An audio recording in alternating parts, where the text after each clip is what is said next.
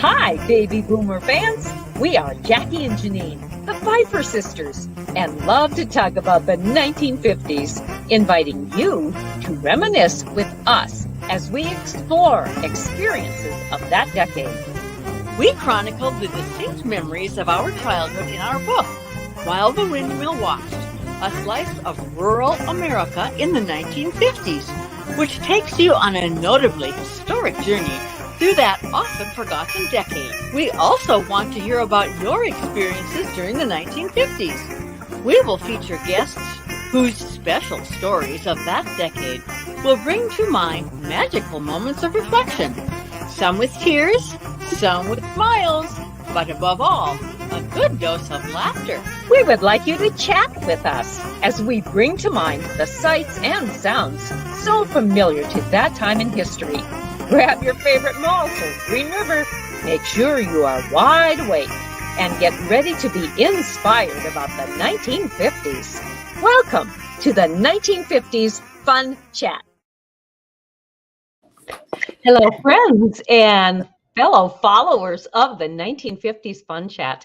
We are so excited that you are joining us today for another exciting story of the 1950s, which will help broaden your knowledge of history, really. We tell history pretty much live, don't we, Jackie? Because our guests are alive. And that's what makes it unique. You're not reading this in a book. You are hearing it from the person or the people who actually lived and experienced life in that decade 70 plus years ago. Jackie, what's going on today on our Fun Chat? Well, I'm happy to tell you about our guests, but first some business. All you viewers, I ask that you peruse your screen and notice on the upper right-hand corner, you'll see a picture of our book. And the book cover contains a beautiful North Dakota sunset, which wraps around the cover. And then, of course, because While the Windmill Watched, a slice of rural America in the 1950s is about a windmill, there's a silhouette of a windmill and two little girls representing Janine and Jackie. Now, you will also please note on the bottom of the corner, before I go there, you'll also see a little white spot on that, which is really hard to read. And that is tells of an award we won this year. The book won this year in April. It is the National Independent Press Award in the regional nonfiction category as a distinguished favorite. So we're very pleased to have had that award. Now then, lower your eyes to the banner below. You will see www.whilethewindmillwatched.com. Please go there for all sorts of information about the book, about where we will be having a book tour, and where the book is sold, and about the 1950s Fun Chat. You may see all of the chats that we've had previously to this one by just clicking on that little dot. So please, without further ado, as they say, we're going to welcome a man who, his name is Sylvan Loegering. He was born October 6, 1938, at his home in Matador, North Dakota. When he was 4, he moved to a small family farm in Sargent County, North Dakota. He was the 6th of 14 children, 7 boys and 7 girls, lived in a 2-bedroom, 763 square feet house with no indoor plumbing. Sylvan received his education in a 1-room elementary school and in a 2-teacher high school. 1 month after high school graduation at age 16, Sylvan was on his own. He now lives with his wife of 62 years in West Fargo, North Dakota. He enjoys golfing, writing, and time with family. He's a substitute teacher for junior and senior high students in the local school system. So welcome, Sylvan. We are glad to welcome you to the 1950s Fun Chat. Well, thank you. I'm happy to be here. Thank you. Okay, we'll get started here. It's not likely that many of our viewers are able to relate to having 13 siblings. So what are some advantages and some disadvantages of being in a large family? Well, my first question would be, compared to what? 14 children is normal. What's it like to be one of 2 children? Yeah, one of 2. Whatever. But basically, there are advantages and disadvantages, honestly. Well, some of the advantages, people to do things with. We used to play games, tag, checkers, whatever, all kinds of games like that. One of the disadvantages is mom and dad didn't have much time for each of us. Sure. An advantage, this is going to sound funny, but in that house, one advantage having that many children is that body warmth in the beds at night in the wintertime. Yeah. When the water freezes in your room at night, you want something to keep you warm. Uh-huh. Yeah. So that's just one that I thought would be unique to, not unique to me, but new to a lot of our viewers. Lack of privacy. Our baths were taken alongside the stove in the wintertime in a wash tub. Mm-hmm. And the little ones, that worked fine. But as you got bigger, they set up chairs with towels or sheets hanging on the chairs for a little bit of privacy. Mm-hmm. So that was one of the factors. Mm-hmm.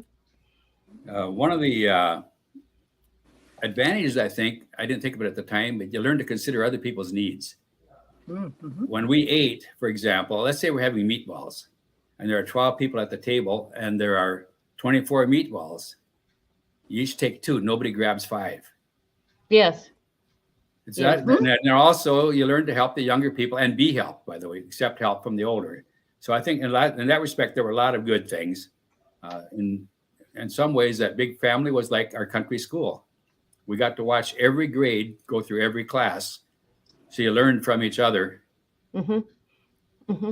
Probably one for me, one of the disadvantages was loss of individuality. I went into town. Oh, you're a Loegering. Which one are you? I didn't want to be a Loegering. I wanted to be Sylvan. Sure. And frankly, during my high school years, I went through a rebel phase where I did things to get attention as me personally. I wasn't one of these studious Loegering kids. Mm-hmm. Mm-hmm. Did you feel that your siblings felt that same way too? How to have your own identity within this large mass of love and family? I wouldn't have considered it at the time, but I'm sure that a lot of them did. Mm-hmm. But it's not something we've talked about, frankly. Mm-hmm. Sure. Well, And Sylvan, growing up on that farm with 13 siblings, your mom and your dad, and there were chores, I'm sure, that had to be done, both for the girls and the boys.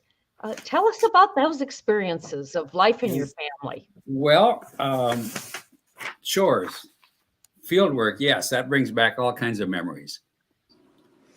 We started doing chores on the farm at 5 or 6.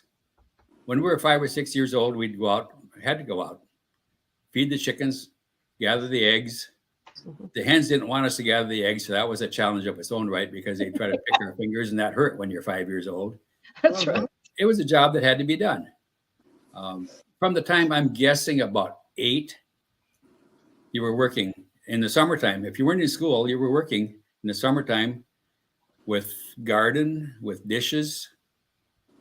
I remember when I was 8 years old, we had a thrashing crew, and my sister was 10. My brother was 6. The 3 of us were up in the grain bin shoveling oats back so it wouldn't run back out over the edge of the barn while half a dozen guys are shoveling oats into the elevator as fast as they can. Yes. And we weren't up there for fun. We were there being helpful. And that was an itchy job, wasn't it? Oats wasn't bad, but barley was terrible. Oh. Did you ever put any handkerchiefs or anything across your face to allow you to breathe better? I don't think we did. I don't remember it if we did. Okay. Mm-hmm. But Okay. I remember being 8 years old and running a fanning mill, which is a hand-run machine that would clean grain.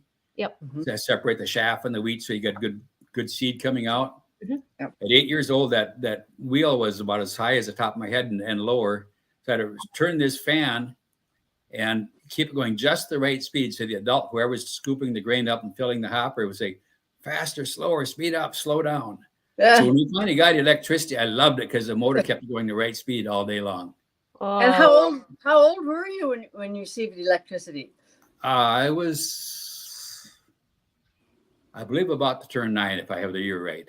Okay. Okay, that would have been in 1947, I think it was. The REA came through our Rural Electric Administration. Yep. Mhm. Yep. We were very aware of that. That's what happened in Burleigh County as well about that time. About That sounds 1949, I think, for us, wasn't it? Well, we had when our house was built in 50. That's when we got it. Or did Dad put it in the barn maybe first? I think you did. Yeah. Okay. It's Sorry. like to throw in an incidental thing. The electricity helped us in more ways than one. My dad learned wiring by wiring our house. Oh, Then he had income for a couple or 3 years wiring other people's houses. you bet. So that subsidized the farm for a couple of years back in the 40s. Mhm. And was there inspection that followed that by Yes. someone? Yes, it had to be inspected. So you could wire it yourself, or you could hire it done by a qualified electrician. Mhm. So all these neighbors wired their own houses. Mhm. But Mhm. the inspector says, I know who did this. They all look the same. How do you guys all learn to do this the same way? And did any of your siblings learn to do electrical work or electrical repairs because of that? Nobody got into that field. Okay. Although I have a brother, my youngest brother is an engineer, but I think it's mechanical engineering. Mhm. But you talk about work. 8 of the 14 of us went out teaching school at one time or the other. Oh my. Is that right? Wow. Is that because of the influence of your teachers in country school? My older brother, oldest one that stayed teaching, or the oldest one is still here, says it's the only occupation we knew about.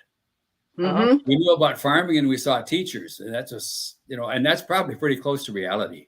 It is, yeah. Even when I went to college. Anyway, that's later. Mhm. Or maybe for women, it was either teaching or nursing. Or nursing, right? Correct. Well, my graduating high school class in that little school of Brampton, there were 5 of us. 4 of us went out teaching school and 1 became an RN. There we go. Tell us too about your school experiences, because I think you have a unique story as far as going through the grades and even in high school. Okay. First of all, I'm going to correct you a little bit. This is not unique to people of my generation. My story is a story of millions of other kids across the country. But we went to a one-room country school. The one teacher taught 8 grades.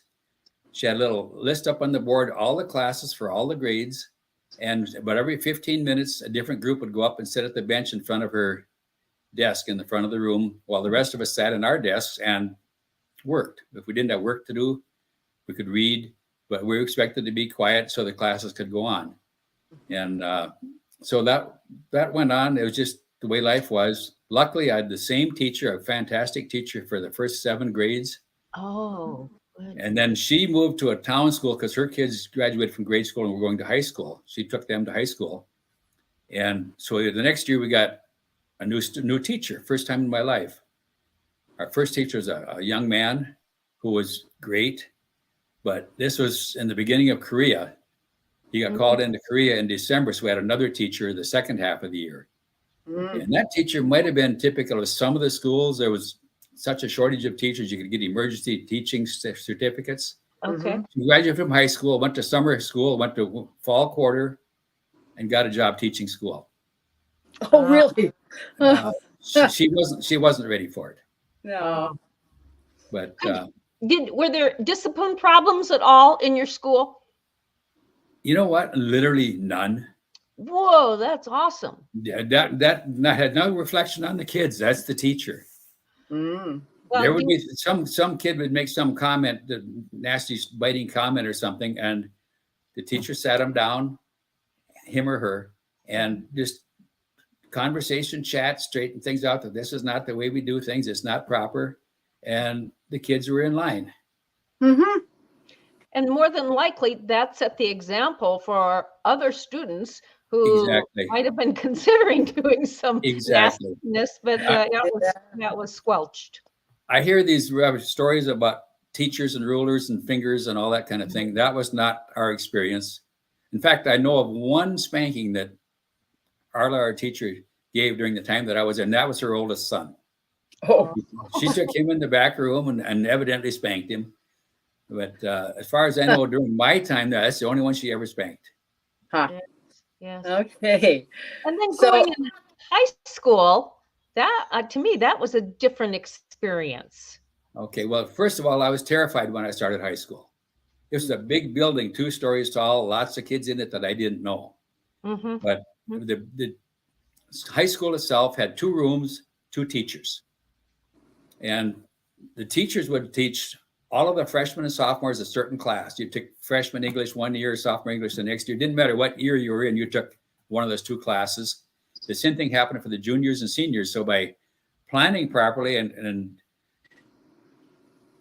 just following the plan, if you went through those 4 years, you had all of the requirements by the time you graduated from high school.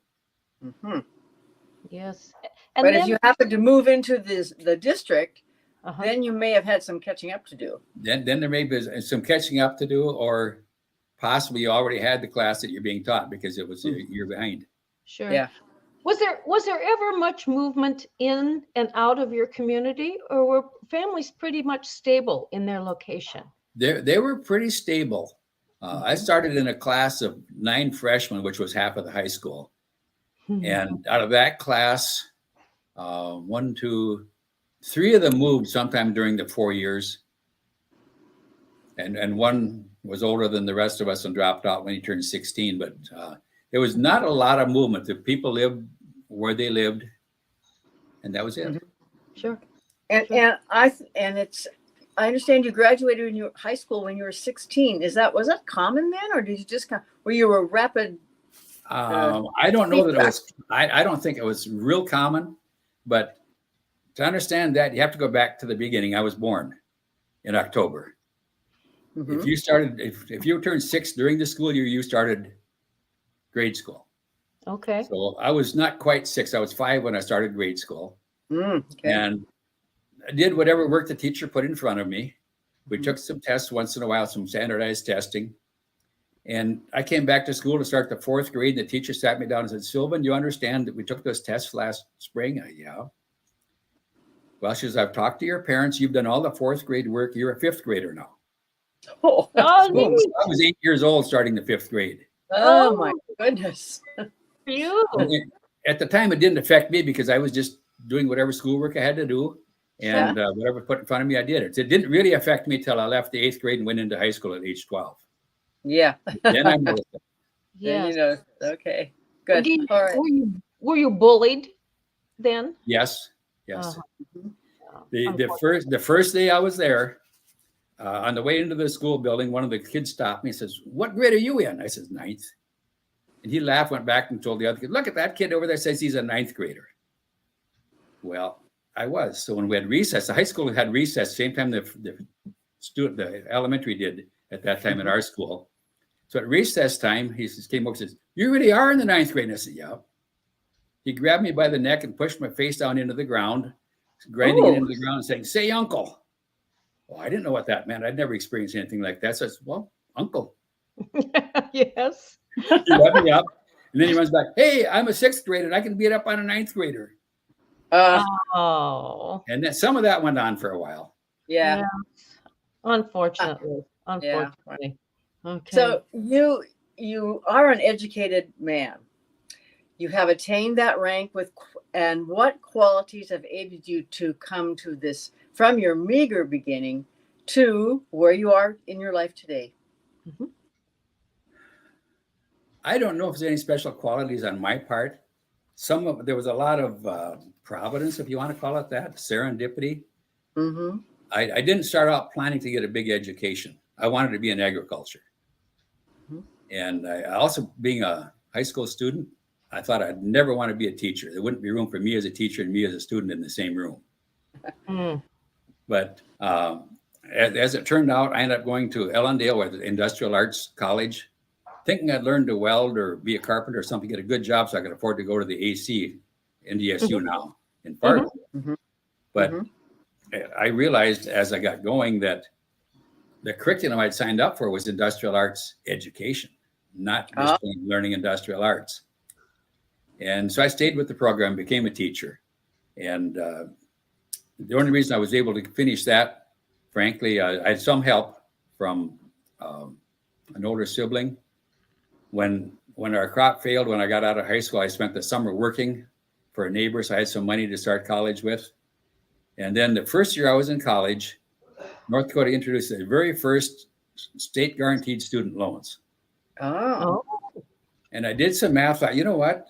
It's expensive to go to college. If I took extra credits and went summers with the help from these loans, I could get out of college a year early. Mm-hmm. So that's what ended up happening. I took extra credits, went summers, and graduated just before I turned 20. Uh-huh. So you were ambitious. It wasn't anything special on my part. I taught school for a couple of years, teaching science and math. And Russia put Sputnik up into space, and there was a space race on, and we needed science teachers. So the government set up science institutes where they paid teachers to go to school. And I was invited to be one of them. And so I was actually paid to go to school for a lot of my graduate work. Interesting. Okay. Sylvan, you have, I think, a very interesting story about life on the farm and how your relationship with horses began. And it's continued to metamorphose into something more than that. Can you please share that with our audience? Well, I guess if you call it a relationship with horses, started when I was 2 years old. We had a tornado on the farm, and the barn was pretty much flattened except for one corner where there was a mare and her foal were in, and they were unhurt. But I remember being taken out by my older sister to see this baby horse that was probably 2 days old. And as a little 2-year-old, I'm petting this horse and feeling its nose and feeling the fur and just totally fascinated. And I think that was kind of the beginning of my affection for horses. The dad worked with horses. Our farming was done by horses at that time. So I saw horses coming and going doing work.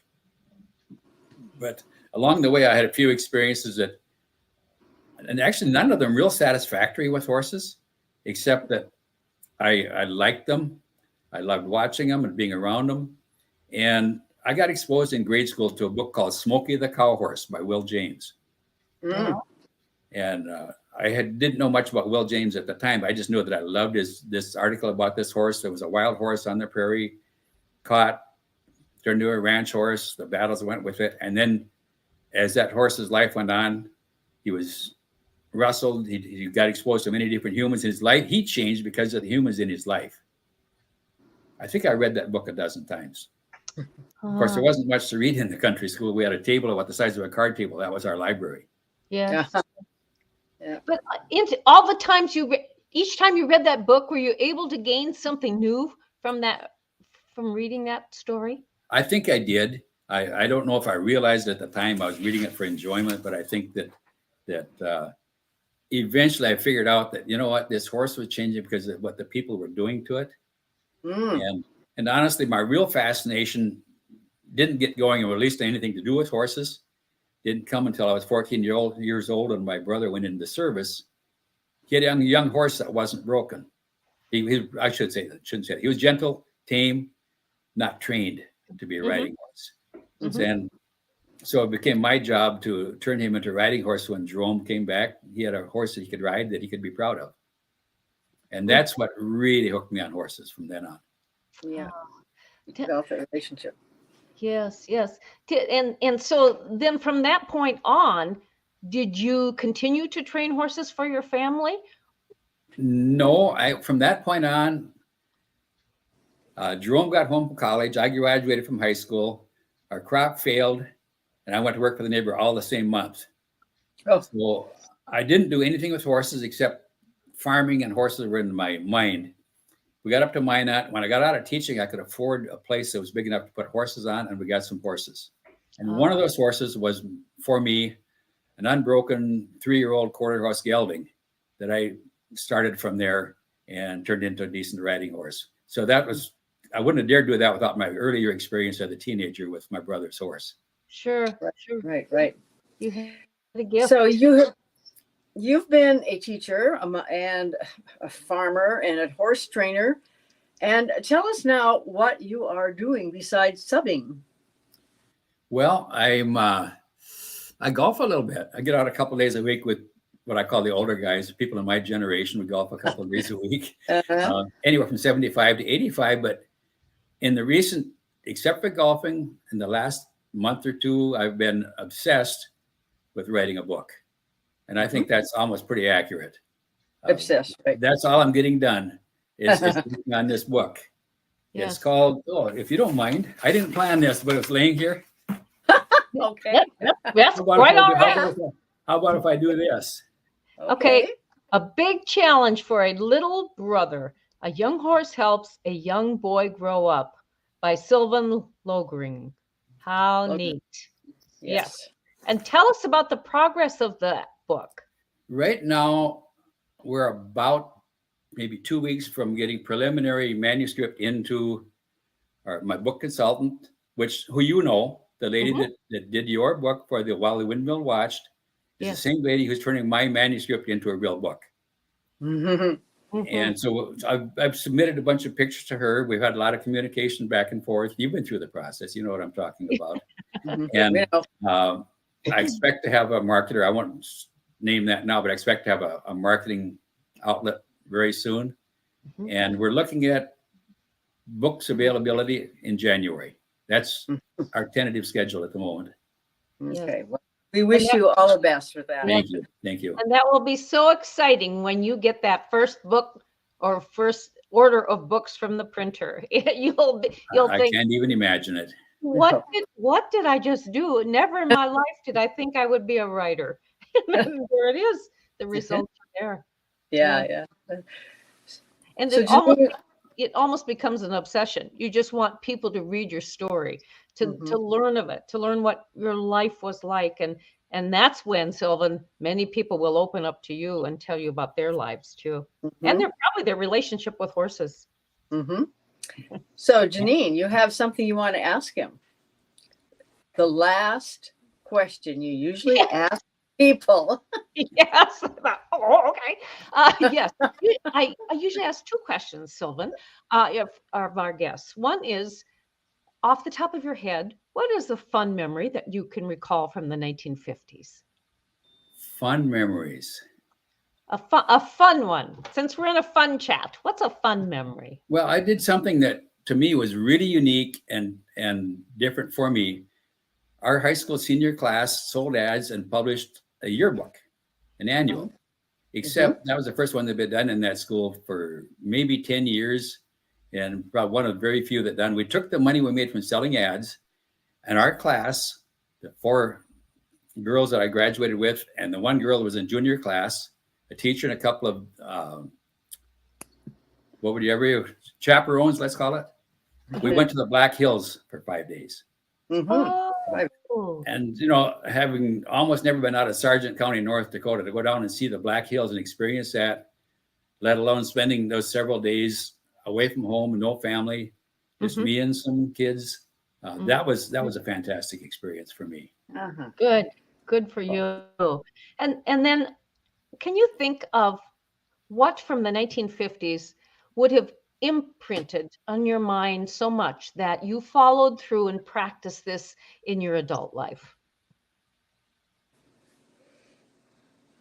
Looking back, I didn't think of it. First of all, the horse we talked about, that was an impact. But other than that, I think examples of teachers. My grade school, I had an excellent grade school teacher, an excellent high school teacher, and even in college, I had a English teacher that somehow I remembered what he taught me about grammar, about sentence structure, all kinds of things like that. And I think those things, without me realizing it, set an example for me that I could follow when I did get to start teaching school. And I, frankly, even when I left teaching and went into sales, I was teaching. I was hiring and training people and encouraging people and helping people. And I got more enjoyment out of that than making a sale and making money. Well, and actually, it doesn't take a classroom in order to be a teacher. No. we have so many different settings in which we can be a teacher and pass on that information and or the love for what we do too. Viewers, it's been wonderful having you join us for this chat, our fun chat with Mr. Sylvan Loegering of West Fargo, North Dakota. We hope that you loved it, and we thank you, Sylvan. It's been such a pleasure to learn about you and your stories of the 1950s that affected you as a young man. Well, thank you for the two of you. And I just have to throw this in. Your readers have a chance to meet me again when my book comes out. And I'm looking forward to meeting all of them at that time. Okay. Yes. That was sneaky, wasn't it? Yeah, that's all right. That's all right. We're in this together. We have to help each other out when we're independent publishers. Right. So viewers, until our next fun chat, we hope that you recall the events of the 1950s that affected you or your family, or perhaps affected someone who was an influence on your life later on in the decades of that 20th century. Maybe those remembrances were of cool cars. Did you drive one of them, or did you ride a pony? Maybe it was of malt shops, or maybe it was of working hard in the field, or growing up in a big family such as Sylvan did. All those memories are treasured. And we would love to tell your story as well. So if you have an interest in being a guest on our 1950s Fun Chat, please contact us in the comments below. We'd be more than happy to get back in touch with you. And Jackie, there's also something else we want to talk about in regard to the book and the Fun Chats and what has exploded because of that. And so can you share that? Before I do that, before you do that, I would just remind people to look at that red subscribe button and click that. Notice the blue icon with the thumbs up. Please press that and tell your friends, even your relatives, about the 1950s Fun Chat. But the frosting on the cake of this a surreal experience we've been having is this. Go ahead and tell them. It is that the true events in our book will be the basis for a motion picture called While the Windmill Watched. It will be produced by Mr. Daniel Belinsky of Canonical Productions in Bismarck. Right now, he is just so involved with the premiere of the short film that he's put out called Sanctified. And maybe you, if you live in North Dakota or South Dakota, you will have an opportunity to view that film. We have had a chance to see it at the premiere in Bismarck, and it is awesome. You won't want to miss this historical remembrance and drama that occurred in North Dakota at a time when the state was just developing. So we are excited to be a part of this motion picture industry as the executive producers, and we know it will be another stepping stone to life for Jackie and me. So until next time, Congratulations. Thank you. We'll see you on the 1950s Fun Chat. Bye-bye.